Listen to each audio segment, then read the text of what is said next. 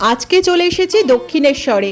আর দক্ষিণেশ্বর তো আমাদের সবার কাছে একটা তীর্থক্ষেত্র, যা শ্রীরামকৃষ্ণদেবের লীলাক্ষেত্র হিসাবেই পরিচিত। আর আমরা দিনের আলোতে দক্ষিণেশ্বরকে দেখি একরকম, কিন্তু রাত্রের মায়াবী আলোতে দক্ষিণেশ্বর অদ্ভুত হয়ে ওঠে। এতটাই সুন্দর, দিনের আলোয় যেমন সুন্দর, রাত্রের অন্ধকারে কিন্তু অনেক সুন্দর লাগছে। আর চলুন ঘুরে ঘুরে দেখতে থাকি দক্ষিণেশ্বর। আর এই যে ঢুকে মূল প্রবেশ পথের মধ্যে দিয়ে চলে এসেছি, এসে এবার হাঁটতে হাঁটতে যাব। আর এখানে জুতো রাখার জায়গা আছে, আর জুতো এখানে কিন্তু জমা রেখে যেতে পারবেন। আর রাত্রিরে দেখুন পুরো পরিবেশটা একবার আপনাদের দেখাচ্ছি, এতটাই সুন্দর লাগছে, মায়াবী হয়ে উঠেছে দক্ষিণেশ্বর। আর মূল মন্দির, এই যে হালকা আলো জ্বলছে, এতটাই সুন্দর লাগছে, সামনে থেকে দেখতেও তো খুবই ভালো লাগে। রাত্রের অন্ধকার, হালকা আলো রয়েছে, তার মধ্যে আস্তে আস্তে পায়ে পায়ে এগিয়ে চলছি। আর এই যে প্রথমেই আছে গাজী পীরের স্থান। এখানে রামকৃষ্ণদেবকে স্বপ্নাদেশ দিয়েছিলেন গাজী পীর এইরকম একটা জায়গা তৈরি করার জন্য। রামকৃষ্ণদেব রানী রাসমণিকে বলে সেই রকমই তার নির্দেশ মতো একটা জায়গা এখানে তৈরি করেন। এখানে খুব সুন্দর আলো দেয়া হয়েছে, দেখুন প্রদীপ জ্বলছে, ভীষণ ভালো লাগছে প্রদীপের আলোটা। আর এতটাই মায়াবী আলোটা, খুবই ভালো লাগছে প্রদীপের আলোয়। আপনাদের একটা ইনফরমেশন দিয়ে রাখি, যারা হয়তো অনেক দিন আসেননি দক্ষিণেশ্বর মন্দিরে, তাদের বলবো মোবাইল ফোন নিয়ে কিন্তু মূল মন্দিরে প্রবেশ করা যাবে না।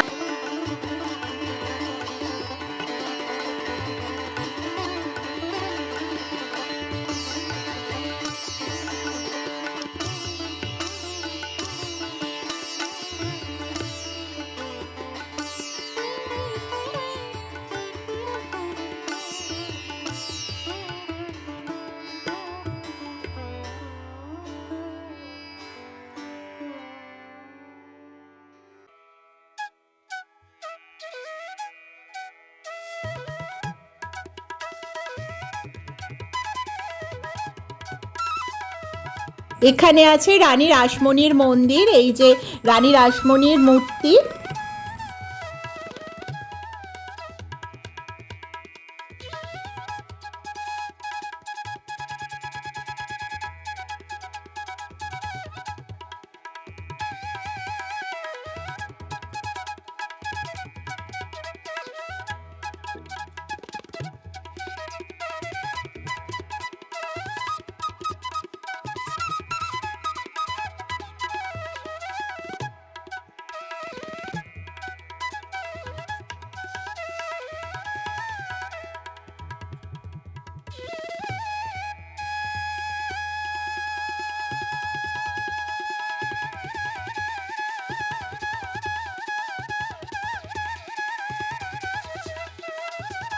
এবার আমরা দেখে নেব দক্ষিণেশ্বরের অন্যতম দ্রষ্টব্য স্থান, শ্রী শ্রী রামকৃষ্ণদেবের আবাসস্থল। এখানে ওনার ব্যবহার করা খাট এবং অন্যান্য সামগ্রীও রয়েছে। আর এই ঘরেতেই উনি স্বামীজি এবং অন্যান্য ভক্তদের নিয়ে বিভিন্ন ধর্মকথা আলোচনা করতেন।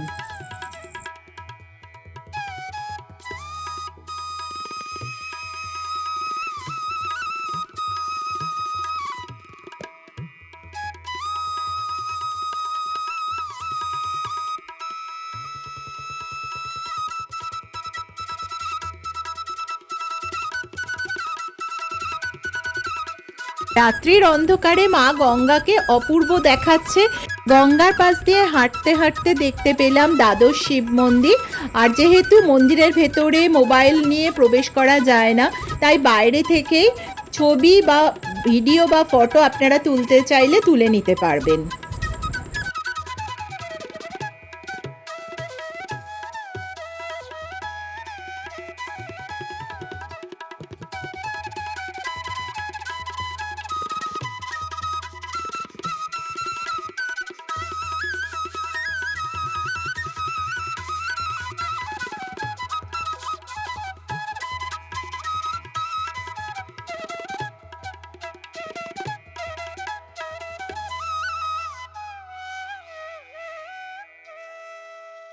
আর হাতে যদি কিছুটা সময় থাকে তাহলে গঙ্গার ধারে বসে সন্ধেবেলায় কিছুটা সময় কাটিয়ে নিতে পারবেন। আর সামনে যখন সেতুর ওপর দিয়ে গাড়িগুলো যাচ্ছে, সেই আলো যখন গঙ্গার ওপরে পড়ছে, মনে হচ্ছে অজস্র যেন জোনাকি ঝিকমিক ঝিকমিক করছে জলের ওপরে।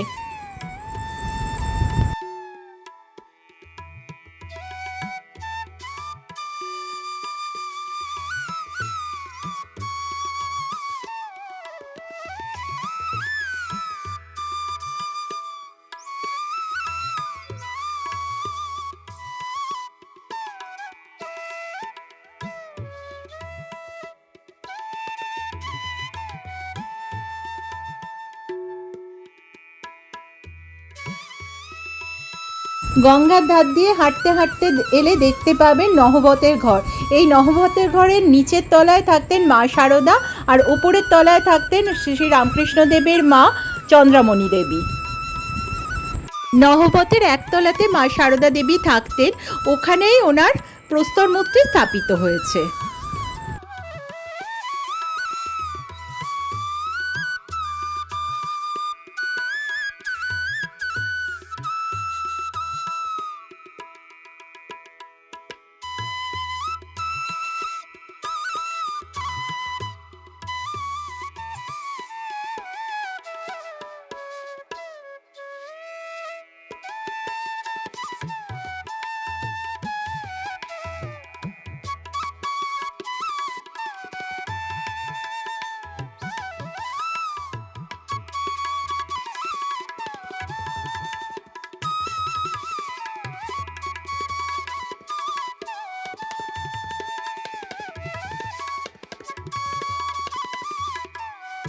মূল মন্দির থেকে বেরিয়ে পণ্যবীথিকার দিকে যখন যাবেন তখন দেখতে পাবেন স্বামীজির পরিব্রাজক অবস্থার মর্মর মূর্তি।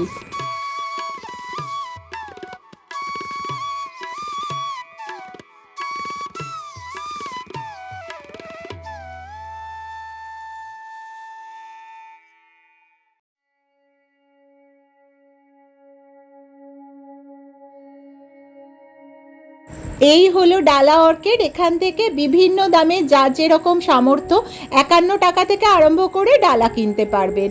আর ডালা অর্কিডের পাশেই আছে পণ্যবীথিকা। চলুন এবার ঘুরে দেখি পণ্যবীথিকার ভেতরটা। আর এখানে এই যে মূর্তিগুলো দেখতে পাচ্ছেন, মা কালীর মূর্তি আছে, কৃষ্ণর মূর্তি আছে, বিভিন্ন মূর্তি পেয়ে যাবেন 300, 400 বিভিন্ন দামের মধ্যে আছে।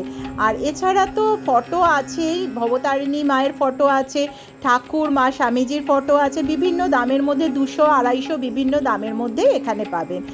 আর এই পণ্যবীথিকাতে শাখা পলা যেমন পাবেন, এছাড়া ঠাকুর পুজো ব্যবহারের জন্য যে বাসনপত্র আমাদের সব সময় লাগে তাও কিন্তু পাবেন। বিভিন্ন দামের মধ্যে আছে, হয়তো একটু বার্গেনিং করে নিলে ভালো হয়। সব ক্ষেত্রে কিন্তু বার্গেনিং করা যায় না, কিছু ক্ষেত্রে যখন মনে হয় একটু দামটা বেশি হয়তো একটু বার্গেনিং করলে ভালো হয়। যেমন শাঁখ রয়েছে, সব রকম শঙ্খ তো আমাদের সব সময়ই লাগে পুজোর কাজে। আর এছাড়া পুজোর ব্যবহারের অনেক কিছু জিনিস কিন্তু একসঙ্গেই পেয়ে যাবেন এখানে।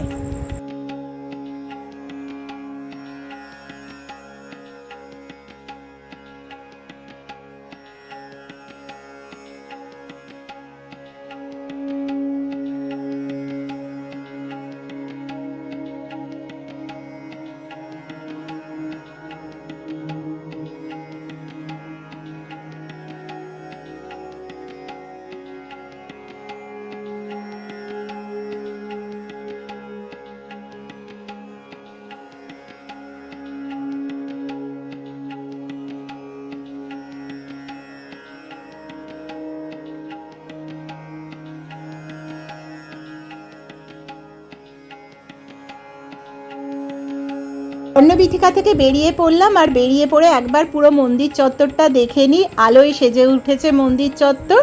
আর এমনিই তো হাঁটতে হাঁটতে মন্দিরে ঘুরতে ঘুরতে খিদে পেয়ে গেছে। আর এখন আপনাদের আর একটা ইনফরমেশন দিয়ে রাখি, এখন মন্দির চত্বরের মধ্যে কিন্তু ফুড কোর্ট হয়ে গেছে, একেবারে বাইরে বেরোতে হবে না। মন্দির চত্বরের মধ্যে এই যে ফুড প্লাজা রয়েছে। আর পুজো দেওয়ার পর একেবারে সম্পূর্ণ নিরামিষ একটা হালকা কিছু খাবার কিন্তু এখান থেকে খেয়ে নিতে পারবেন। আমরাও হাঁপিয়ে পড়েছি, একটু হালকা কিছু খেয়ে নিই। দক্ষিণেশ্বরে কাটানো সুন্দর একটা মুহূর্তের স্মৃতি নিয়ে বাড়ি ফিরে যেতে হবে। আবার দেখা হচ্ছে আপনাদের সঙ্গে এই রকমই কোনো ভিডিও নিয়ে।